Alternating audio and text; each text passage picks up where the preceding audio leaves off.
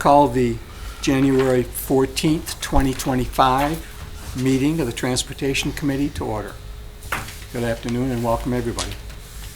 The Transportation Committee reviews items of interest regarding all modes of transportation in the city of Oshkosh, including motor, transit, bike, and pedestrian. We are an advisory committee, and our favorable recommendation today will go before the council as needed. The council can accept or reject any recommendation from this committee. If you don't agree with our decision, you can discuss the item with any council member. If the committee does not recommend an item, a common council member may sponsor a new ordinance regarding this item. All ordinance items require 2 readings before the common council. The first reading will take place on Tuesday, January 28th at 6 p.m. and you will be allowed to comment on the item at that time. The council will take no action. On Tuesday, February 11th at 6 p.m., the item will be on a second reading, at which time the council will take action. You will again be allowed to speak. For this afternoon's meeting, I'll read each agenda item, at which time, if you'd like to speak, please step up to the podium and give your name and address. I do ask you to keep your comments pertinent to the agenda item. The item will then come back to the committee for discussion and action. The committee has 2 alternate members who are allowed to participate in discussion but not make motions to be included in roll call or agenda items, with the exception of initial roll call and minutes approval. Today, Mr. Armstrong will be voting. Mr. Lynch. Mr. Lynch, I'm sorry, Mr. Armstrong is over there. I'm sorry.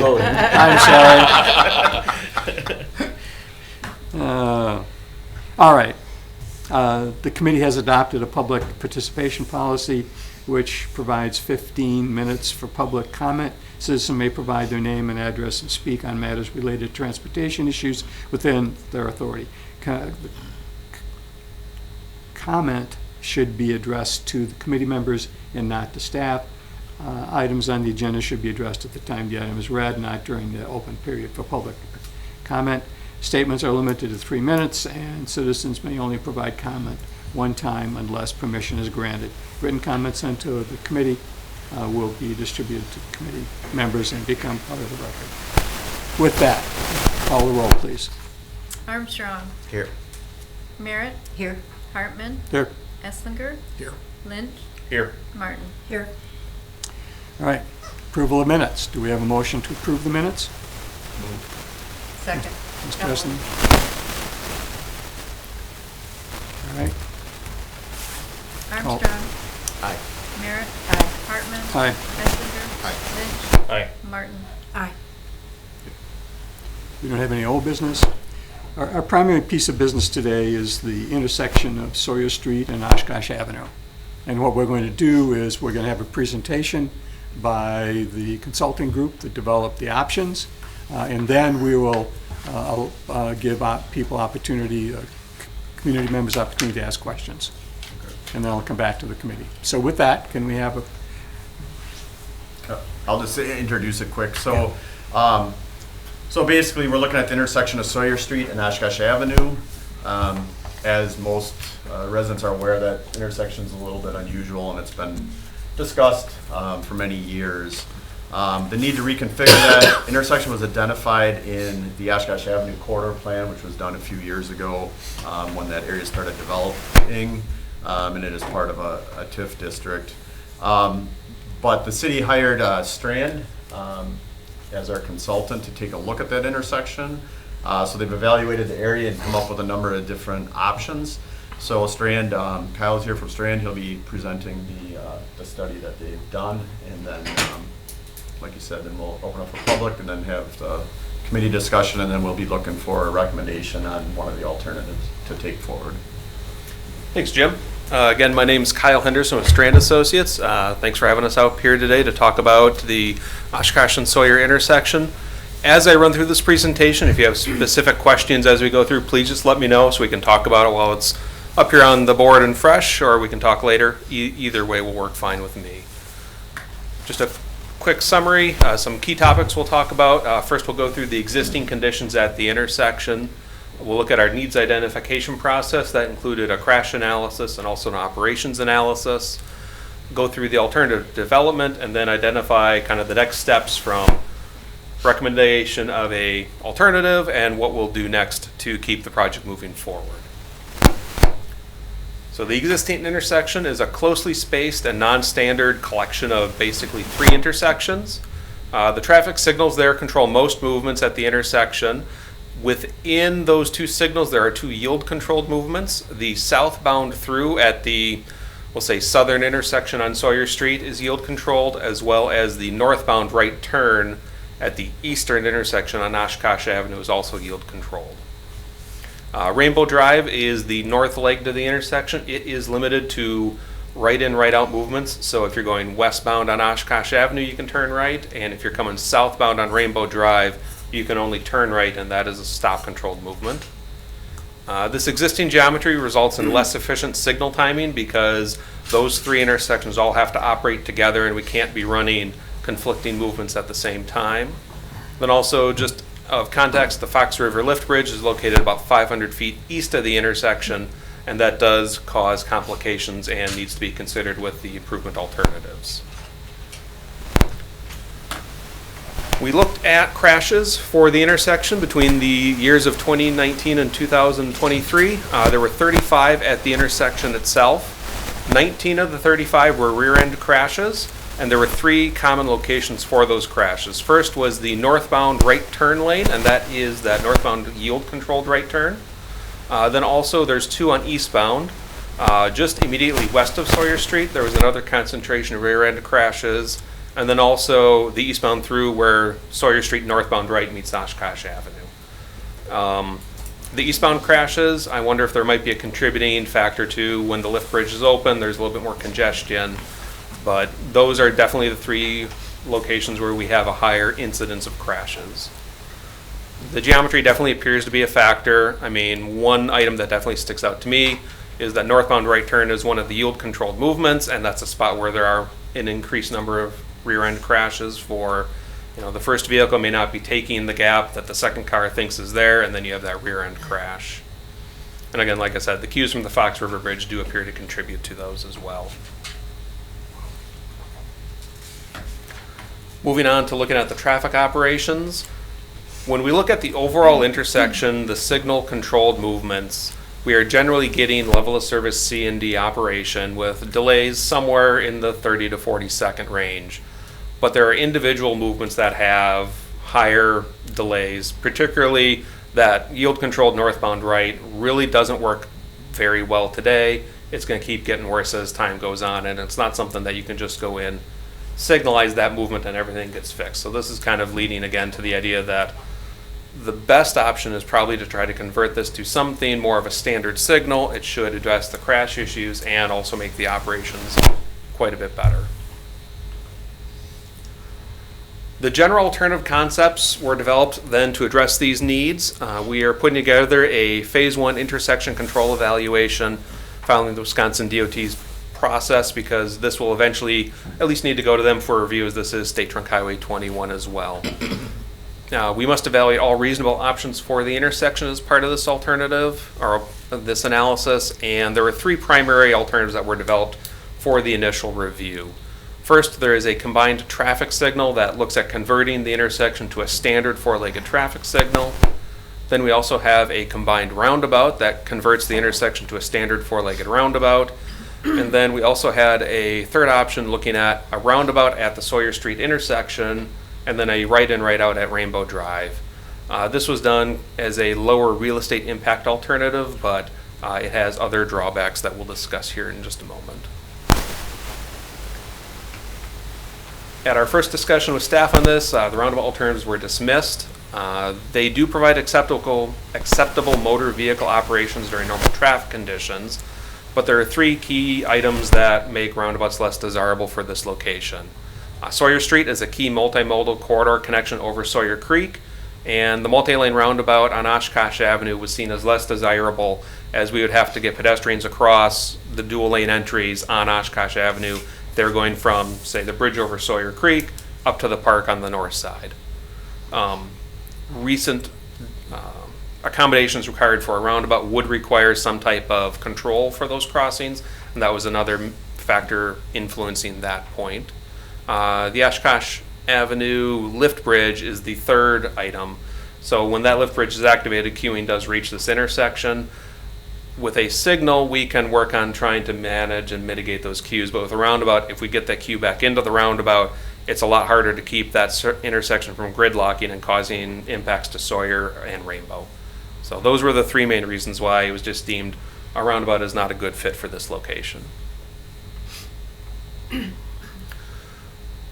The exhibit you see on screen now, this is the standard dual lane roundabout that was developed for this intersection. And again, right on the right edge of my screen is the lift bridge, so we are very close, and that's where the concern with queuing back into the intersection came from. And then this here was the three-legged roundabout with the right in, right out at Rainbow Drive. An additional item that was a concern here would be traffic getting to the boat ramp there. We couldn't provide a very long left turn bay, so you could probably get one truck with trailer in there, but anything more than that would spill out into the lanes and very quickly back into the roundabout.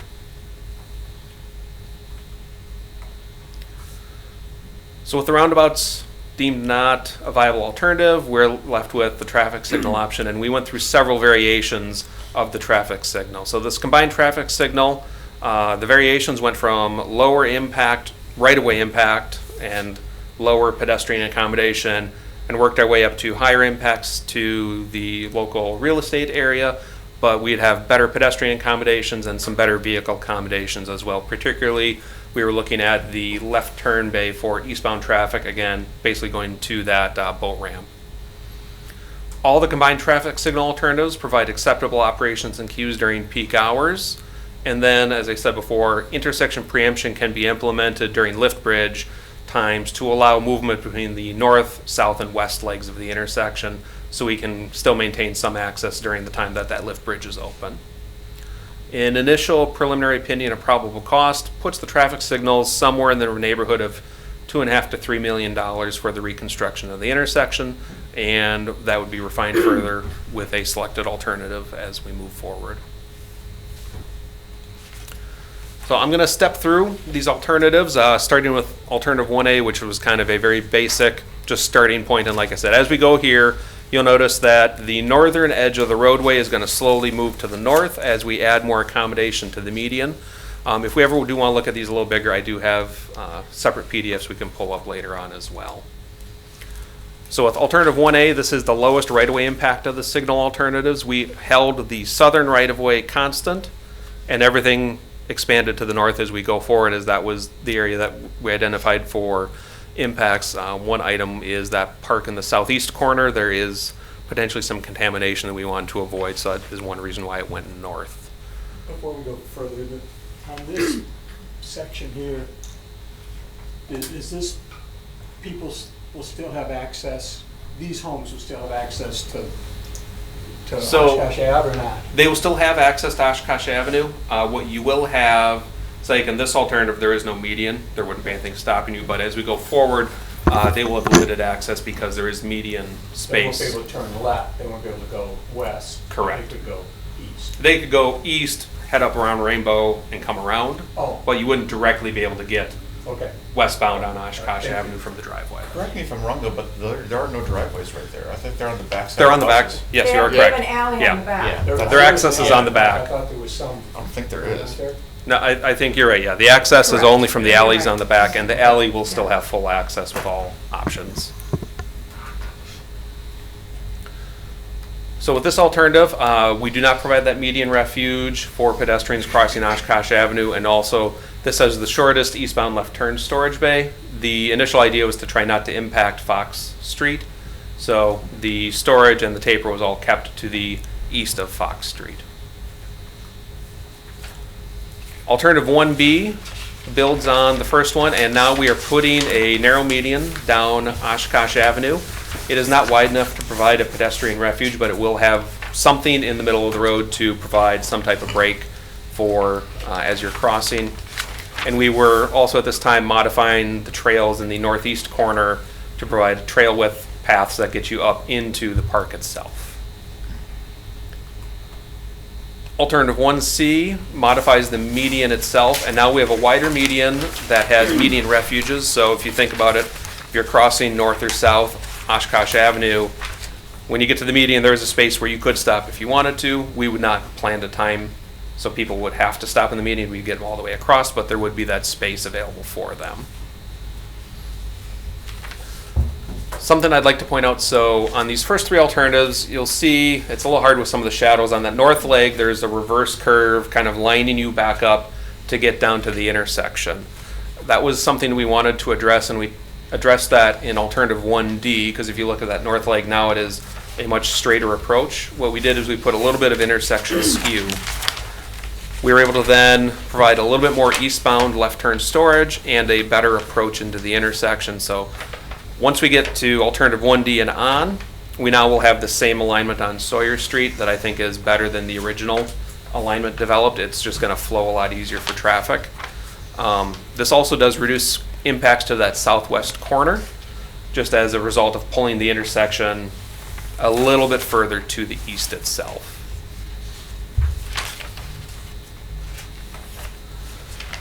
Alternative 1E maintains most of what you saw in 1D, but now what we're doing is looking at that eastbound left turn accommodation.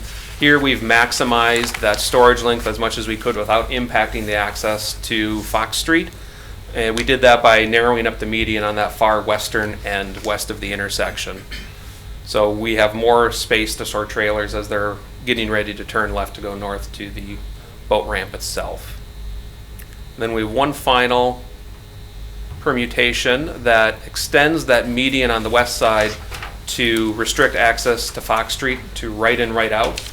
The thought here was we now have that traffic signal at Sawyer Rainbow.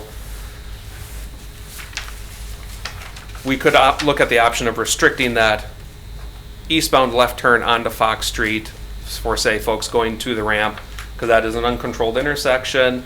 It's going to be a little safer if we restrict and pull them to the signal, but we just wanted to give both options for discussion for this group.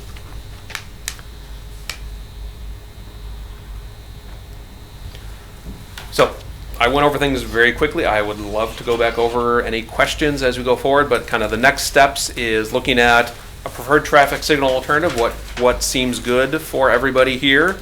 From that, we'll then complete that WISDOT Phase 1 ICE report and get it submitted into DOT for their review, and then it would move forward through the process.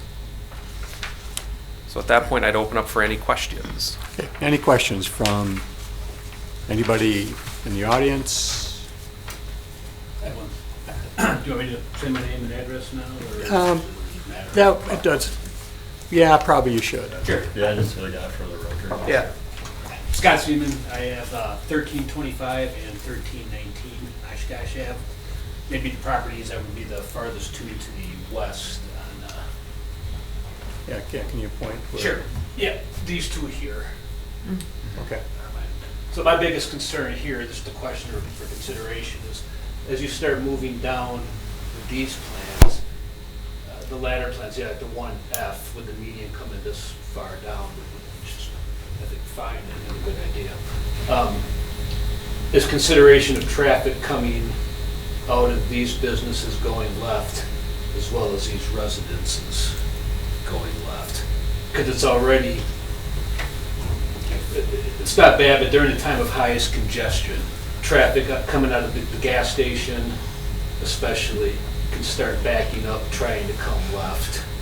And the same thing, I was talking selfishly and personally, owning these two, trying to come left.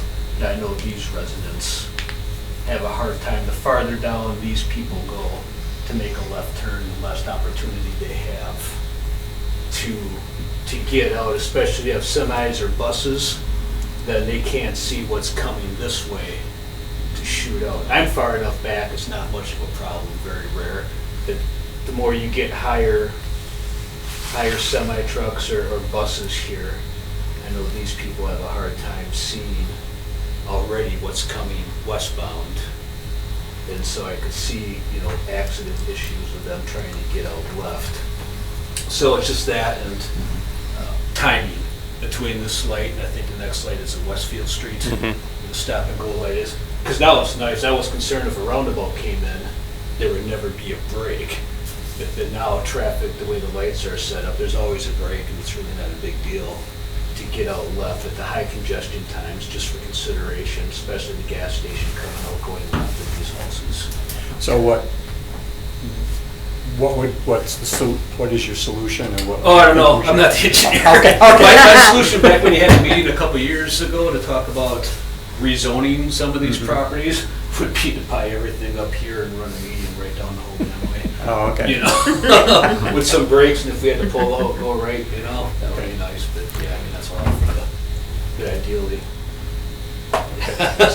So you're not saying shorten that median any, you just, I don't know if there's just been any consideration what this would look like at street level, like for these people especially, and let's just say, anybody coming out here wanting to go left, if you have this boxed up with some semis and buses, are you gonna be able to see the traffic that's coming westbound in order to come out and go left? I don't think it'd be as much a consideration for people coming out of businesses going this way, because it can back up this way.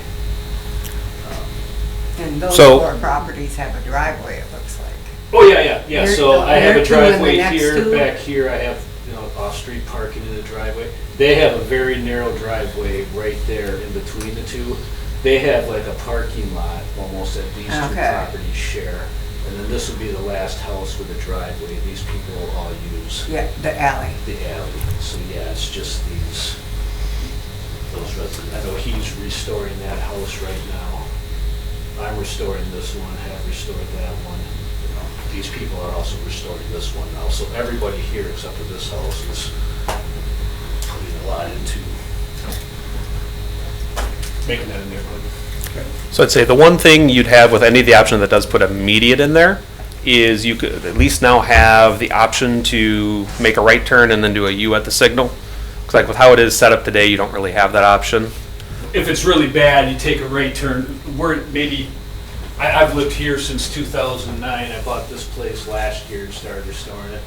But, but when it's really bad, you come down here, you do a U-turn and you go that way. Especially when you guys are running Highway 10 up Oshkosh Ave this summer. That's probably the only time I've ever had to do that a number of times, since we get so congested when that was rerouted to the interstate that you'd have to go down that way.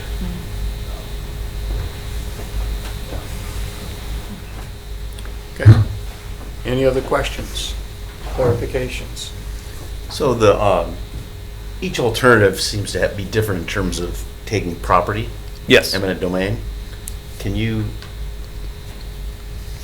first of all, is that included in the price that the approximate price? So that's just for construction, not including any real estate that may or may not have to be required. So in this one particular, and I noticed that it depended upon the alternative, how affected that old tipsy outer bar would be or the resale shop. Justin Garrett, our city engineer, is here, and I'm sure he can answer some of those questions. Yeah, so I think for starters, for just informational purposes, currently in the 2025 capital improvement program, which was approved by council last year, in 2026 we've got a full-out engineering design plans for this intersection. 2027 would be money budgeted for potential land acquisitions from that design, and then in 2028 we've got construction planned for this intersection. So they're all kind of budgeted out through the next several years as we move on. This is kind of the first step in getting the actual layout confirmed before we start that design and potential acquisitions as we move forward. Specifically for the Oshkosh Avenue properties that you're mentioning there, I think at the December... There would be no eminent domain for those parcels because the council has already approved the acquisition, and it's been a negotiated acquisition, a friendly acquisition, so there would be no eminent domain on those Oshkosh Ave parcels on the north side. What about looks like a couple of the alternatives that look like went right through the homes and on. There are 2 of them north of the alley. We sent letters to each of those parcels back in November asking to set up a meeting. One of those properties did take us up on that, and we did have a meeting with the owner of one of those properties middle of December, right before the holidays. So they are aware that may be an impact that is coming. And it's the same two properties that are impacted by pretty much all the alternatives on that north side there. Is the bait shop one of the things that would be acquired? The bait shop is already owned by the city, that parcel. Or rather, the redevelopment authority, I believe. Yeah, and you can see most of the alternatives, there's a potential that that could remain. I didn't draw a road over it in any of them. So I think the simple answer then, and correct me if I'm wrong, but as far as the properties go, the majority of them are already under city control, other than those two properties north of the intersection. And those, like James said, if city staff has contacted them and has already had conversations with one of them. Okay. Other questions? So on Oshkosh and I think that's Fox on the west west part of the map there, is that cut off then for in and out? Under some alternatives, it would become a right-in, right-out. As you can see in the alternative Kyle has on the screen, the median does extend through the intersection, so that would be a right-in, right-out only. Some of the other alternatives, the median did not extend through that intersection, so that possibly could still be a full access. It would, certainly, as the neighbor indicated, it gets very challenging at times when there's a lot of traffic.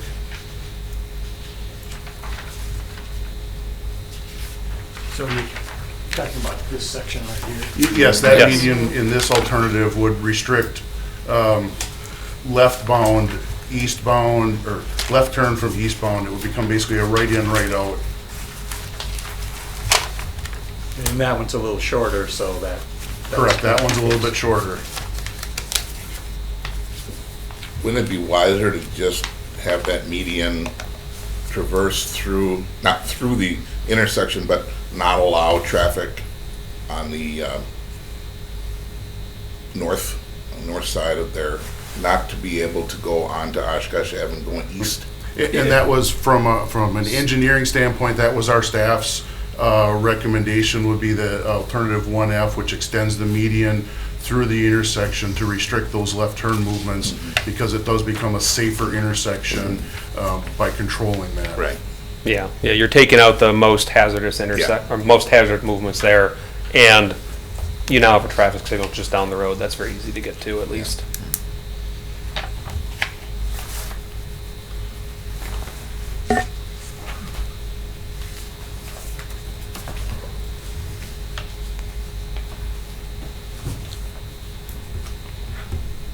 So that's 1E, correct? One? Yes. Okay. And 1F is one with the longer median. Okay.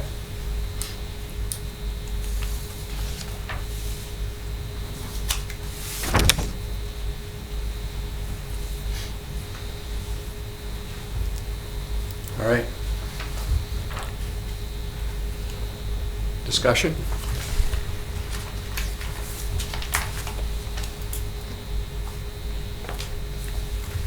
I must admit, I'm a bit, I can understand the reason for the shorter median there. I'm confused about the longer median, what the advantage is, and I guess that's my lack of understanding of this traffic issue, So, the main advantage of that is we're restricting, it would be the eastbound left turn or the southbound left turn. Those would be the ones that are most likely to be most hazardous. The biggest So- thought was with So that's eastbound right here, right? No, that's westbound. That's westbound. So heading toward the Eastbound. river. Here. Toward the river. Onto Fox. Onto Fox. Onto Fox. Yeah, this is all restricted Not at at the Fox intersection. Street, not at No, no. Rainbow. West, go west. West further. Where Eden's is, Eden's in. Right, yeah. Yes. By the gas Up, station. up, up. Up here. No, Next to the gas station. All right, then. That's the gas station. to the right, to the right. Just go a little more. The big building is the gas station. No, the little one's the gas No, station. the The big building one's is the Eaton's popcorn. and, Eaton's and Yeah. Popcorn Popcorn. place. That's the short, that's a Yeah, that's little got strip Eaton's. mall. Yeah, there you go. Yeah. So that's Fox, just next to that building. That street. Yeah. That's There, there you There you go. go. Okay. So that's the one, whereas 1E would still allow left turns in and off, Right. on and off of Fox, whereas 1F puts the median further, so it restricts that turning movement. So I think there was two thoughts. A was, like Kyle had said, it makes the intersection safer, but B, then it also extends the queuing length a little bit for the boats that might, well, cars and or boats and trailers that might be turning left onto Rainbow. Who now currently go on Fox to get to Right, so we talked a little bit about that, and you're exactly right. So the potential downside to that is residents on Fox would only be allowed to write in, write out. The benefits would be that they would have no boat and trailer traffic, right? The intersection would be a little bit safer. You get a little bit more queuing length. So those are kind of the trade-offs I think that staff discussed. All right, so the point is to discourage boat traffic there to go up and back around to Rainbow. Right. Okay, all right. Yep. Now I understand it. Have residents complained in the past about boat traffic or the trailer traffic? Because it gets pretty busy. It does get very busy. I don't think we've heard a lot, just because that's been how it's been forever. Just the way it is. But I think, it would be a very noticeable difference post-construction, because it would be very easy to get in and out from the Sawyer, Rainbow, Oshkosh Ave intersection. There'd be no need for all that boat traffic and trailer traffic to go through the neighborhood.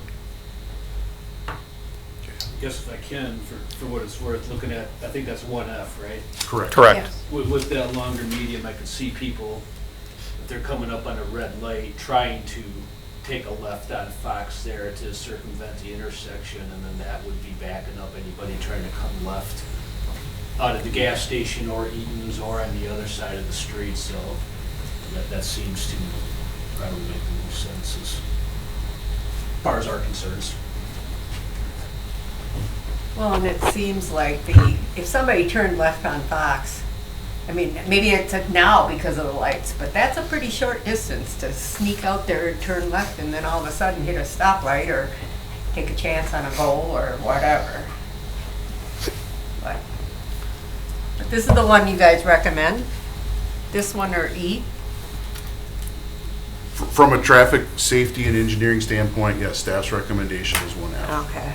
One E or one F. Wouldn't you say that if this were ultimately be constructed, that if you're a boater, that it would just become common knowledge to, if you're coming from the west, to use Pinoqua and then travel to the river?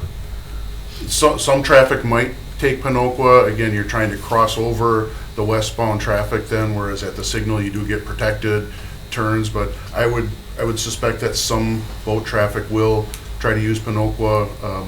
Ideally, it would all be using this intersection, but you're right, at peak demand times, some might go to Pinoqua, and then I'm not sure which one they try to cross from there, but with the proposed driveway and some of the proposed changes in the Rainbow Memorial Park master plan and the comprehensive outdoor rec plan, it's really gearing towards moving that traffic to this intersection. Mm-hmm.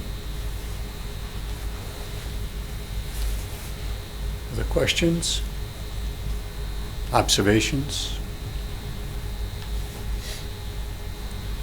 I'll just say, a couple people I've talked to since this has come out, but this is to happen, they're like, it's about time. They seem happy to think that a regular intersection is going to be there. As a lifelong resident, I agree. Yeah. I've been walking my kids across that intersection every Sunday morning to church for 13 years now, and it's not safe. Can't tell you how many times I've walked that. All right. So 1F is the recommendation from staff. Someone want to argue a different recommendation? If not, I think we should have a motion for 1F. I move to accept 1F. Second. All right. So Mr. Esslinger moves, Mr. Armstrong seconds. Any further discussion of that? Call the roll, please. Armstrong? Aye. Merritt? Aye. Hartman? Aye. Hesslinger, Aye. Lynch. Aye. All right, motion carries. Thanks. Thank Not you. to put, thanks, Kyle. Not to put James and Jesse on the spot, but what's the, I know that Strand had stated they got to take this to WISDOT. What are we thinking as far as then take this recommendation to council, obviously, get us out on that? Thank you. I think we would, Kyle, unless you think otherwise, I think we would look to take the recommendation to council so that is incorporated into the intersection control report that goes to WISDOT. Would that, Yes, yeah, I would want to have their recommendation within the report, so I will get everything else taken care of so it's ready, and then have, was it February 11th, so the second reading of the recommendation. As I don't, we can talk at a staff level. I don't think this would need 2 readings. We just need a recommendation. So I would think the January 28th meeting would be the recommendation that staff would move forward with. Yeah, we can have it ready so that basically right away in February, we can get it over to DOT for their review. Yeah, I think we could do either of those 2 meetings. We'll talk to the interim city manager, see if, based on what's on the agenda, if he has a preference, but yes, I would think one of those 2 meetings for sure. yeah, and as Kyle indicated, that recommendation or that direction really from council as to which way they want us to proceed is important for that DOT report. So the plan is then, one of the next 2 council meetings, we'll get this on there for council recommendation. All right. Sir, you can leave if you like. Thank you. Thank you.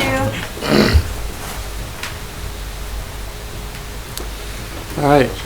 We have staff statements. We have a ridership Yep. update. Yeah, I have 2 things. You guys just want to stay for 1 second? Oh.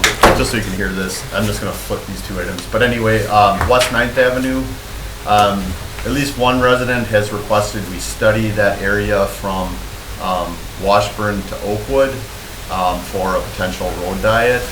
I know that this has come up occasionally over the years. It's not something that's got a lot of interest. However, I did explain to them we have done some things recently to make that area safer with the rectangular rapidly flashing beacons at the intersection by Graceland.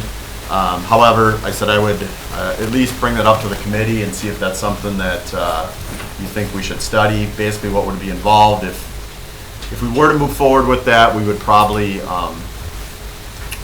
use some bike and pedestrian funds to hire a consultant to look at that area and see, do a full analysis and recommendation. So just wondering if you guys have any thoughts on that as something that you think needs to be studied or not. What was the motivating force for the person to contact you? Been accidents there or trouble crossing the street? I'm just wondering what motivated it. I received an email as a council member Okay. from, I don't know if she lived on the street there, and she just said, what's the process for having it looked at? So I sent it to Jim. and Okay. then, so I'll just start by saying, absolutely not look into this. I think these road diets are a disaster. South Main has been ruined. Murdoch is a disaster. You create this long chain of cars, and if someone's going at or below the speed limit, it actually creates road rage from people wanting to get around, and you can't get around the person, and there's just no need for it. It's a heavily traveled road, and then to jam all these cars in there and then trying to ingress on the road, it would even be harder. So if it were up to me, I'd get rid of all of these road diets. I think they're nothing but a disaster. So I guess I'm a no on that. I didn't get that at all. Make sure you got that in the minutes there. Ms. Martin? I happen to be on that road quite often, most every day. I'm either crossing 9th at West Haven or up at Oakwood, or I'm actually on from Washburn there, because I'm taking my granddaughter to school and that kind of thing. And I don't, for that particular road, I don't see any really reason. There is quite a bit of traffic, but it seems to move relative. I did witness one accident in the 9 years I've been at the intersection of West Haven and 9th. So, I mean, for this case, I don't understand why it's bad. I'll say that personally, I'm somewhat of the opposite opinion of the value of road diets. I certainly do appreciate them as someone who is frequently on two wheels. It reduces variability in what I can, in what I have to keep track of around me. If there's fewer lanes of active traffic. So I think that they can be a good thing. That said, like you, I don't necessarily, from personal experience, I can't see much of a reason for one there. So, I mean, I do ride in that area a fair amount, so, and I do know of many others who do as well, but I have never heard from anyone in the cycling community who has expressed any interest in having a road diet put in there, even though they do appreciate them in some places like South Maine. Okay. I would also question if we make decisions like this based on one person's complaint. If there's a bunch of residents that feel it's necessary to take a look at that, maybe but one person, does that dictate spending the money and putting the effort in? Okay. So I'm hearing no. Yeah, no, that's fine. I thought I would bring it up because, and see, I know in other cases, you know, I do think there is value in the road diets. Obviously, I think there's different reasons for different areas. Murdoch, it was due to a crash history, especially at the intersection of Wisconsin. So that, you know, I do think there's value in them. Jackson was a traffic calming situation with a lot of residents. South Maine was also a lot of residents in that area because of the lack of sidewalks, and then also a little bit of traffic calming. So there are different reasons for different areas, and Mr. Esslinger, I discussed some of those. Ninth was a different because it's 2 lanes, people are traveling as 4. So there's different situations for each area. This one, I'm fine with that. I think the arguments for would be that there's a bike road on West Haven, there also is on Oakwood. However, like I said, we have made improvements to that area to make it safer and to help with traffic by adding our rectangular rapidly flashing beacons, which helps for the crossing, as well as we put a permanent signal at West Haven, which also helps. So I don't think there's a pressing need there. I mean, we'll keep an eye on the accident history. I do think there's a little bit of, there is also a little bit of a heightened awareness. There was a motorcyclist fatality here recently that also people are a little more concerned about that area due to that, but there were some other factors that were involved in that crash. So I don't know that this would necessarily solve that. However, yeah, so basically I just wanted to get your input, and like you said, I mean, we don't always do something based on one resident. However, in some cases, the resident brings something up and it's a good idea, and it's like, okay, yeah, we'll look into that. And that doesn't mean we're going to do it, but it's like, oh, that was a good thought. So anyway, I appreciate that. So you guys can. All right, thank you. Yeah, thanks. So then I just had 2 other things. For transit ridership, the report's attached. And I think that, you know, overall, last year, 24 versus 23, we had pretty good fixed route and revenue rider increase. This year started out a little bit slow. However, you know, or December, I should say. December, though, that can be a challenging month. So anyway, ridership overall was good up a little bit. Revenue was up a little bit over last year, so those are good things. December was a little slow, but that's not unexpected. So that's the ridership update. And then I just had one other thing on the future agenda items. So currently, we talked about the paratransit hours. Where we're currently at with that is we did, I mentioned at the last meeting, we talked to the County Aging Disability Resource Committee Board, got some of their input. We're working on getting a focus group together of some of the folks that were here that are interested in that topic. And then potentially we'll bring it back to the February or March meeting, shooting for February, assuming we can get that focus group in before that. And then we'll, currently we're looking at it looks like we're probably going to recommend or land on some type of compromise where it would still allow some service on Sunday morning and then some early evening, potentially eliminate like the overnight 8 hours. So that's what we're currently thinking, but we want to get the thoughts of the focus group before we bring it back, which, you know, we talked about. So that's where we're at with that. Okay. Thank you. Thanks for the update on that. Any other future agenda item requests from the committee? All right, do I have a motion to adjourn? Mr. Essling moved. Second. Mr. Lynch seconds. Call the roll, please. Armstrong. Aye. Merritt. Aye. Hartman. Aye. Esslinger. Aye. Lynch. Aye. Martin. Aye. All right, thank you.